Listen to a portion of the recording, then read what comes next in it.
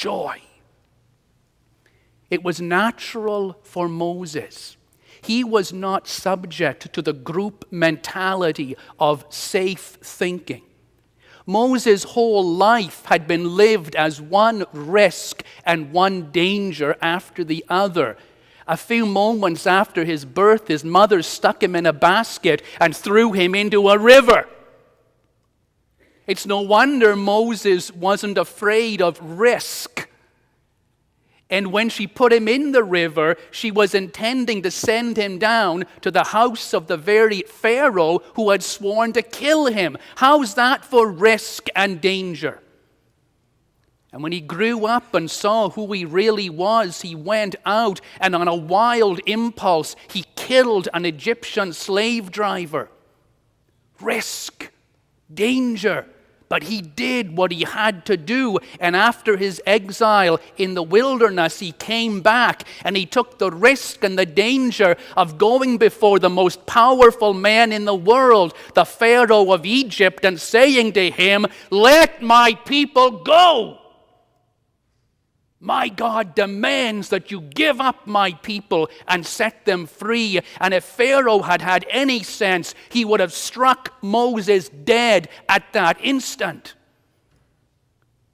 Moses' whole life was risk, danger, unknown. He had no caution, no carefulness, no taste for the familiar or the comfortable. Moses was that person who understood that if anything in life was worth having, it was worth taking a risk for. He knew that the road that had no risk and no danger was the road that led to death. And when he brought those people out, those cautious people, even they changed their way of thinking and they ceased to be people who were craving caution and carefulness.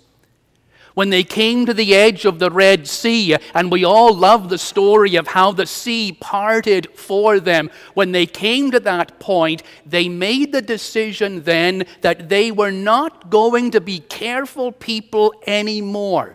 If you were standing at the side of a sea, and there was a channel opened up through that sea, and walls of water 100 feet high on either side, and somebody said to you, "Start walking," would you have the guts? Would you have the courage to walk between two walls of water 100 feet tall, waiting at any moment for them to cave in on you and drown you? Would you take that risk? And what guarantee did they have? Some guy standing there with his arms raised up saying, "It's okay, go ahead. God says it's fine."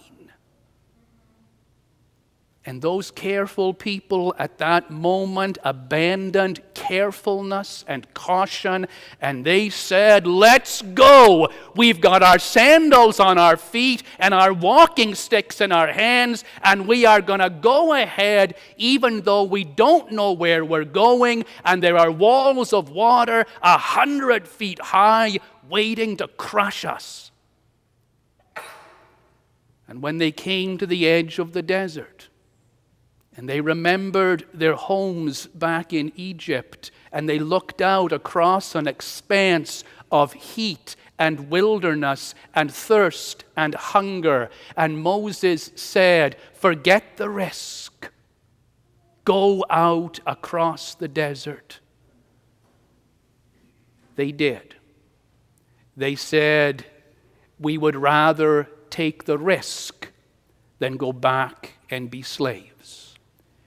And when they came to the edge of the promised land, and some of their spies went out and said, "Don't go into the promised land. The people who live there are giants and they will kill us."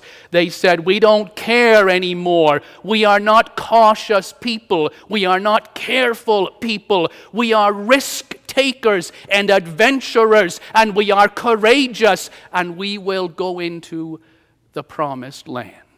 The story of the Exodus isn't just the story of slaves being set free. It is the story of people whose mindset was radically changed from embracing what was safe and careful and cautious and embracing that which was risky and frightening and dangerous and had no guarantee. And that's what we have to be as a church. If we as a church embrace that which is safe and cautious, we will die. If we embrace what is old and familiar and comfortable, we will become extinct. If we do that thing which seems to make sense, we will become like the Neanderthals, who were very intelligent, but were just a little too careful. They chose to stay where they were, even though their source of life moved away, because moving and changing was frightening to them.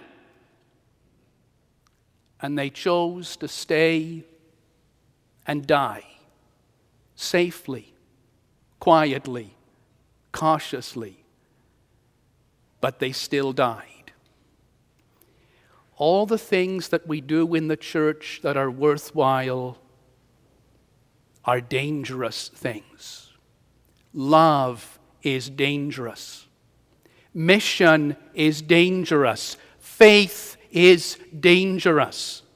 For us to give of our substance generously is dangerous. Maybe we should hold back all that we have. That would be the cautious thing to do. It would be a caution that would lead to our death. And we as a church must embrace what is new. We must embrace new missions.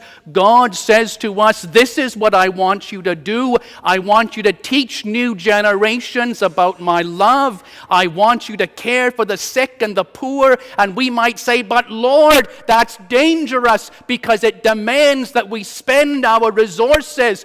What's going to look after us in the future if we don't have our money to care for us? And I think it's obvious. In that case, caution is death. Sometimes a church will say, we will not do this mission, or we will not do anything until we know exactly what the outcome can be, and we know exactly that we can afford it. A careful church, a cautious church, a church doomed to extinction because it was afraid to take risks, to face danger, to act with courage. Today, God says to St. Andrew's, get your sandals on your feet and get that walking stick in your hand. You are going to new places. You are going to do new things. And I can't even tell you where you are going, and you cannot see the end. But come with me. Risk it. Face the danger. I will be with you. And only in that danger is there life for you. In the name of the Father, and of the Son, and of the Holy Spirit. Amen.